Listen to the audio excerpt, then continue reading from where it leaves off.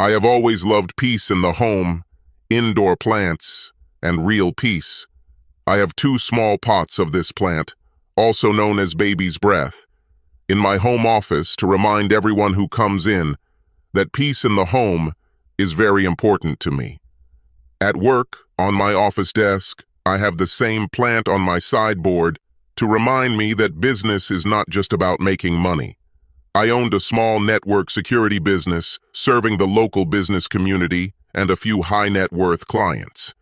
In the 12 years that we have lived in our four-room house, it has worked. We truly have had peace. However, I learned something last year.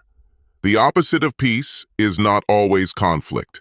It can also be coldness, apathy. Yes, it's a cliché, as you'd expect, because if it didn't happen so often, it wouldn't become a cliché, would it?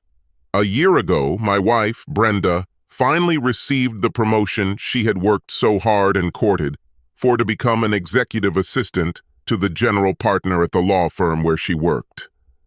I had been wary of this promotion for some time because the main partner was another cliché, Ross Chisholm, an arrogant, narcissistic, rude boss. You would think that Brenda, having worked at the firm for so long and seen him up close, would have seen through his act of great gift to women, but you would be wrong, unfortunately. And again, while we're on the subject of clichés, she also started staying late at work after the promotion. You have to hold on to your boss's watch, you know? And of course, the last snake in the garden of farewells soon followed, trips out of town. The very thought that Ross had to travel out of town was a red flag. Their law firm only worked with local clients on local matters. When I first asked why the bastard had to go out of town, the answer I received amounted to nothing more than hissing, bragging, and insults. When I dared to ask why she had to accompany him, it turned into a full-blown argument. Who the hell am I to challenge the wise judgment of a powerful and wise main partner? Yes, I love peace in the house and will go to great lengths to maintain it, but I am not without brain cells. Like millions of other guys, I have access to the internet and some stories about cheating spouses. Once I came to terms with the disappointment, pain, and anger, I decided I had to do something because I was definitely not a cuckold.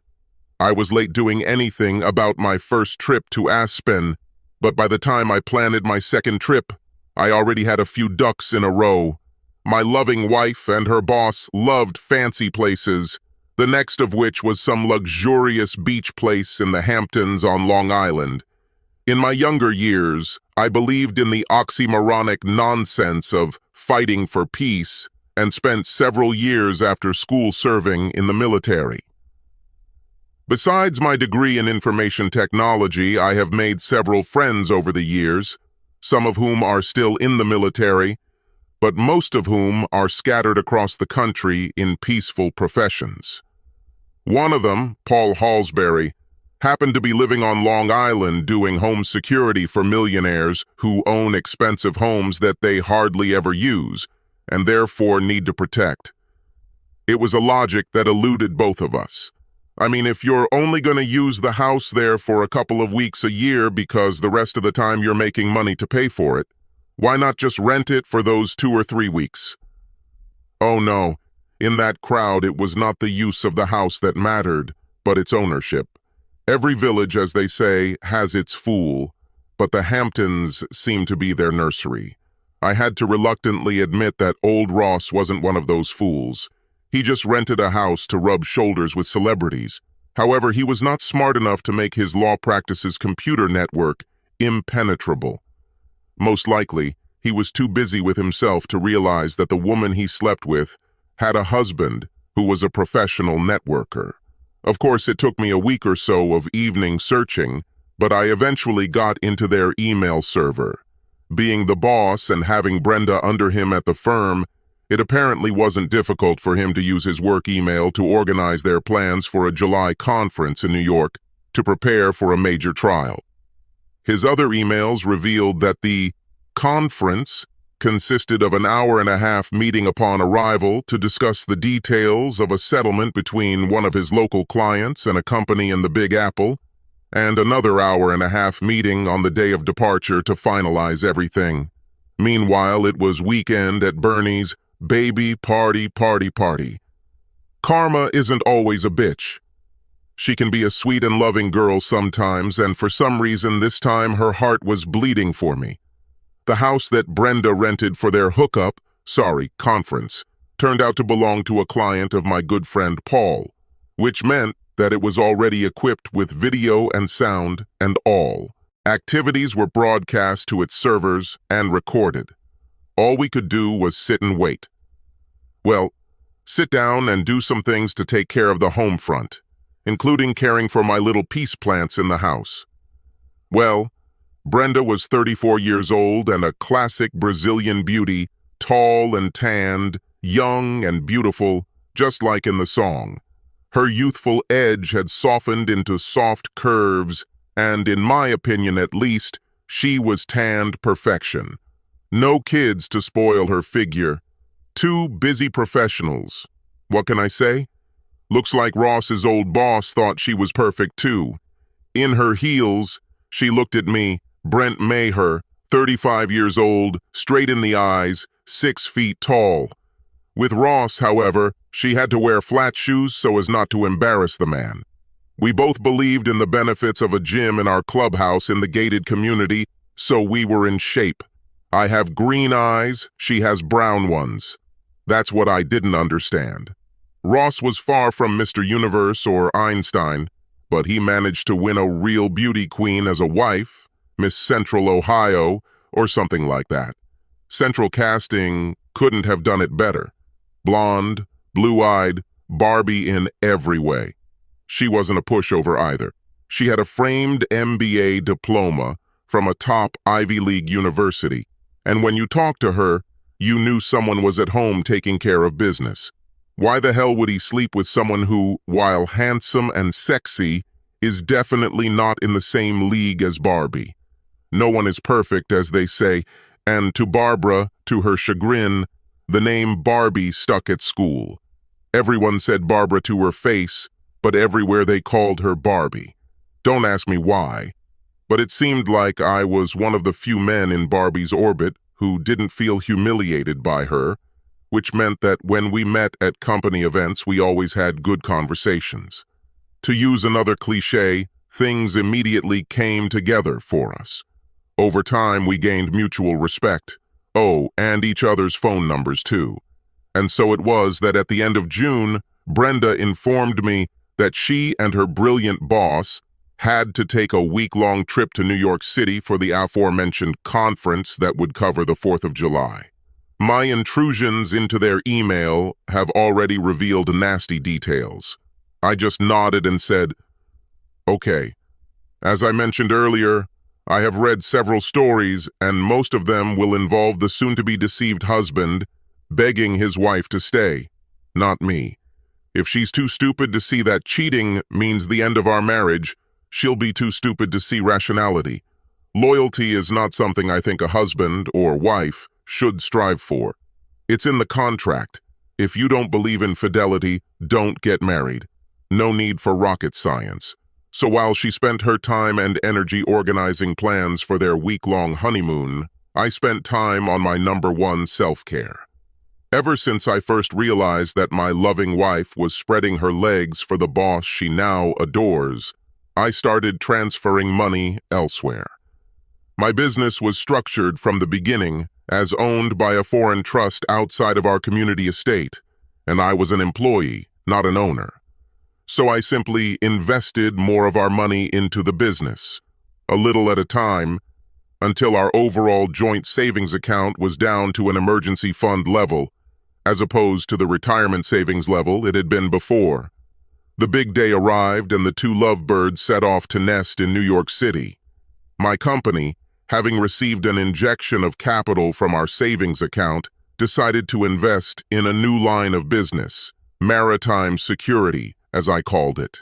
With technology, you never know where the next opportunity will be, right? This, of course, required the company to purchase a decent boat that could easily reach places like the Cayman Islands and included decent living quarters. While owned by the company for the purposes of the company, it was not part of our common property. In fact, Brenda didn't even know about the boat. I was going to tell her, of course, but she worked late all the time. So when was I supposed to do it? So, I spent my time caring for my peace plants around the house, which were quietly moved from my home office to this boat in the marina.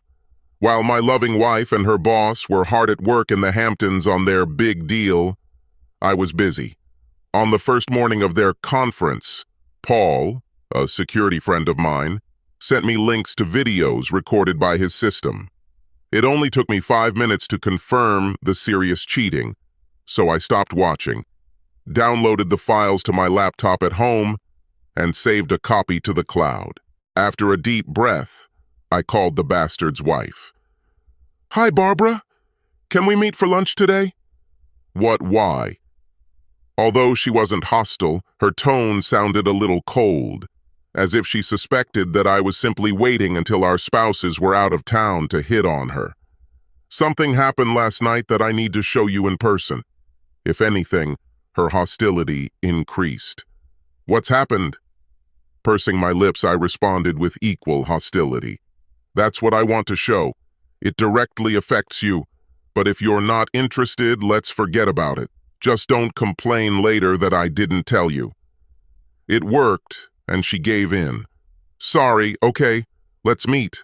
When and where?" Deciding to have a little fun, I said, "I was going to let you pick a time and place, but if you're short on time, let's meet at the McDonald's on Bridge and 7th at noon. It'll be quick." As I suspected, location mattered to her. After a sigh, she said, "No, let's meet at Chipotle at the Lodent Mall. It's approaching noon." This seemed to be as low and fast as she was willing to go. While waiting for noon, I moved most of my things, including my desk, into a small storage area. I didn't have any family nearby or friends I wanted to move in with, so I lived on a boat and got online to look for an apartment. Time passed, and I decided to do my banking in the afternoon. "Take your time. Brenda is unlikely to interrupt her sexual marathon to check her account balances." In her mind, Mr. World in the house was happily twirling his fingers and watering his plants, waiting for the beauty to return bearing her seductive charms. I got to Chipotle before Barbara, grabbed some food, and found us a table as far away as possible. While waiting for her, I turned on the laptop and recorded her husband's entertainment on a flash drive. When she placed her food on the table, her greeting was, shall we say, abrupt. Her husband's subordinate's husband ended up interfering with her day of beauty treatments, reading clubs, shopping, and more. Not feeling motivated to soften the blow, I simply turned the laptop towards her and pressed play. Iced tea sprayed from her mouth and nose as a dirty scene appeared on the screen, without sound for public viewing, of course. Barbie slammed the lid of her laptop with a hard smack, buried her head in her hands, and began to cry. "Bastard!" she sobbed between tears. "He told me it was an important deal and didn't tell me he was taking his assistant with him." I admit, the way I showed it to her was a little cruel, but in my opinion, she deserved it. The least she could do was realize that I wouldn't call her without a good reason and keep an open mind until she found out what was going on. On the other hand, removing the patch quickly will likely result in a quicker and more decisive response on her part. So I waited and finished my huge burrito. "How long have you known?" she asked, after using a handful of tissues to clean up the tears. "A few hours. I only had suspicions, but I couldn't prove anything until this morning. Don't ask how I got it, but it was legal, in case you were wondering. What are you going to do?" "Divorce this bastard and take every penny I can from him. Do you think we can serve them with subpoenas in New York?" "Pretty sure," I said. "Do you want to do this? Do you know a good lawyer?" "Oh yeah, I want to file for him ASAP to ruin their party for the cheaters while they're still among their rich and famous friends. Ha! We'll do them a favor. Now they can join these people with their second or third spouses. And yes, I personally know Elena Shovitz, the toughest divorce lawyer here. I never thought I'd be her client. Would you like to join me and see if we can get a multi-party discount? When I nodded, she picked up her phone. Lenny, can you spare some time for me this afternoon? No, honey, on business. Deep breath. Yeah, that bastard is cheating on me with his assistant in the Hamptons right now.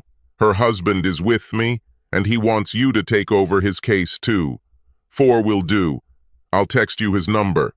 We ended lunch with silence and small talk, hostility giving way to sadness at such an unnecessary loss. On the way to the bank, I called the lawyer and answered many questions. The biggest money issues were the house and my business. The first one was joint property and we had to share it. But the business, although it absorbed most of our savings, was separate. I don't know how Ms. Shovitz managed it, but the two lovers were served with court papers the day before they went out to dinner the next day. For this occasion, Barbie and I sat in a secluded area in the park, phones at the ready. My wife called first, screaming, "Brent, what the hell?" Not catching a specific question, I waited and put it on speaker so Barbie could hear too. "Are you there?" she asked when she didn't get an answer. "I'm here, waiting for a specific question to answer. The documents you have should tell you everything. All you have to do is sign them." "Why are you doing this?" "Is this a rhetorical question or a specific one?" "I'm amazed that you think you can have sex with your boss and I'll enjoy it." "What are you talking about? We're here trying to finalize a deal with Sycamore Energy, which you completed on the day you arrived. Since then, all you've done is have sex, sleep, and eat. In fact, an hour ago, you were in his arms and told him how much better he was than me." Brenda gasped. "You're making this up. Typical exaggeration and overestimation." "Oh, shut up. You're on your way to dinner with the Sainzes at the Sunset Beach Grill. Stop lying. It's bad enough that you're a cheater. I'll put the house up for sale tomorrow and we'll split the proceeds. Enjoy the rest of your week of debauchery." I ended the call. Barbie and I sat waiting for her husband to call. He didn't call. He must have realized from Brenda's conversation that his visors were burnt, cooked, and dry. After 20 minutes of waiting, I touched Barbie's hand. "Dinner?" She turned her tear-stained blue eyes to me. "I'm not hungry, but we probably should." "Any preferences?" We got up. "Anywhere but Chipotle." We found ourselves in a quiet Indian restaurant. As we picked at our food, we spent over 2 hours reminiscing, reprimanding, asking questions, and planning. When dinner came to an end, I decided to take a chance. "Barbara, I don't know about you, but I don't want to be alone in my house tonight. Would you like to spend a chaste night with me at the Marriott?" Her eyes lit up. "Great idea. Let's go home and grab a bag each for the night, then come pick me up." 90 minutes later, we checked into our room. Barbara opened her bag and hung up her clothes for tomorrow. Turning to me, she said, "No offense, but I'm not in the mood for sex tonight." "There are no hard feelings because sex is the last thing on my mind." "Which is closest?" she asked with a mischievous smile. "Oh, it's simple. Revenge." The first big smile of the day lit up her face. "Now that's a thought I can agree with. What are your plans?" I sat down at the spacious table. "Let's order some room service first to give us energy for planning." We ordered a bottle of Riesling for her, 3 Blue Moons for me, and a bucket of ice to keep it all cool. She had access to all of Bossman's credit and debit cards and reported them all lost. I did the same for my sweetie. We cleared all the accounts they had access to, transferring the funds to new ones. We then canceled their return tickets and reported their cell phones stolen so they couldn't call the phone company from their phones or anyone else. Barbara then called Ross's partners one after the other and explained how their main partner was having fun in New York at their expense with his executive assistant. None of them were surprised because they saw the signs every day. However, the fact that he stole from them to finance his illicit pleasures caused righteous indignation. Several messages landed on his phone and email, which he, of course, could not access. While Barbie chatted with his partners, I called my friend Paul, who ran security in the Hamptons. When I asked him, he admitted that he knew a couple of dubious characters who could give Ross physical trouble for a fee. The prize for dumping him in the East River or Long Island Sound was surprisingly small, but Barbie flatly refused the offer. We had no record of what passed between the lovers while they were away, but by the time they returned to the rented house, their mutual recriminations had helped our Riesling and beer slide down more easily. It seems that when Bossman's credit cards were declined, as well as Brenda's, they realized their game was up. Ross tried to call his partner only to find that his phone had stopped working. The cashier at the fancy restaurant was much less cheerful than the two of us on the couch in the hotel room with our feet on the coffee table.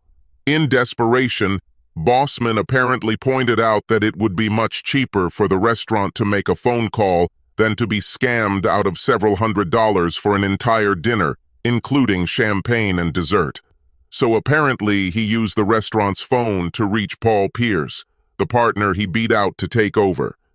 Pierce, trained by Barbie, of course, showed no sympathy for Ross. Having fun with your employees? At our expense? It's a cold day in hell, buddy. Don't ask tonight if you still have work to do. In the end, the restaurant took a photo of his driver's license and gave him a week. If he doesn't pay, they'll sue him in small claims court and make sure his bar association finds out about his blatant power play and lack of ethics. Luckily, the lovers had enough gas in their rental car to get them home, where, oh my, all the utilities were accidentally turned off. No air, no water, no electricity, nothing. It was hot and muggy in New York in the early summer. To go to the bathroom, they had to walk several blocks to the nearest gas station. Finally, they decided that returning home to face the symphony would be the best course of action. The problem is that they couldn't call the airline or access the internet to make the change. They would have to go to the airport and find out about the possibilities of change there. However, they did not have credit cards to pay the change fee. Brenda wanted to call her mom to ask for help, but she didn't have a phone, money, or credit card. She went to the nearest gas station and explained that she just wanted to call her mom, leave the number and ask her mom to call her back. They didn't believe her, but when she passed one of her last bills over the counter, the owners asked for her number and called, leaving her mom with their number and asking her to call back. After confessing her sins to her mom in front of the immigrant store owners and enduring the reprimand she was no doubt given, she finally talked her mom into buying her tickets, a spare phone, and a credit card number, just in case. When she returned, she explained all this to Ross. What kind of businessman was Ross if he didn't have a plan B?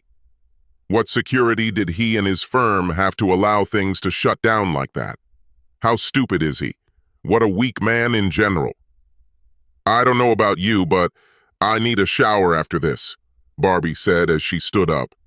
If you want to save water, you can take a shower with me. But no mischief.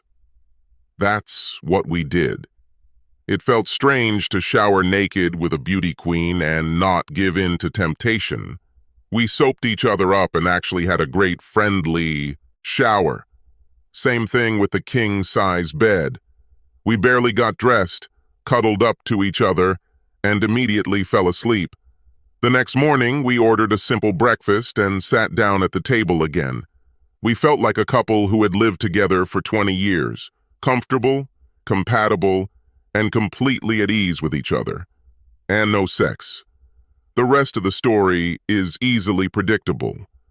Ross was demoted, and his nemesis Paul Pierce got his job. Fired? Be serious, this was a law firm. Probably others also dipped their quills into the branded inkwell, but avoided getting caught. This is Ross. I learned that the unforgivable sin is not treason, but getting caught. What drove him crazy was that Barbie divorced him in the loudest way possible.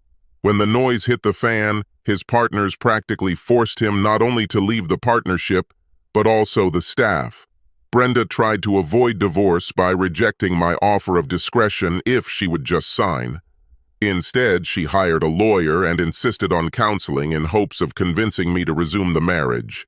Then she snapped when I followed through on my threat by sending copies of certain scenes to her parents and siblings. The next day, she brought the signed documents and disappeared, I don't know where. Barbie and I dated briefly, but we both realized that we weren't right for each other long term.